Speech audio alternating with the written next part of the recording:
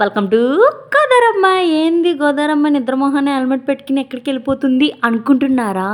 మేమైతే పచ్చడిలు తెచ్చుకోవడానికి వెళ్తున్నామండి. ఎందుకు అంత పొద్దుట అనుకుంటారా? మరి అయితే ఉండవండి ఇక్కడ. పొద్దుట వెళ్ళి తెచ్చుకోవాలండి పచ్చిరొయ్యలు.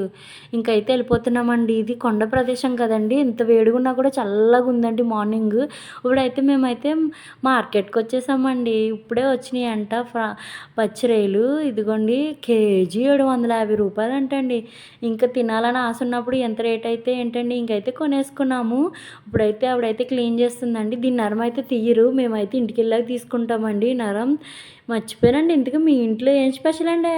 కామెంట్ చేసేయండి, మాట్లాడేసుకుందాం కామెంట్లో. ఉంటాను.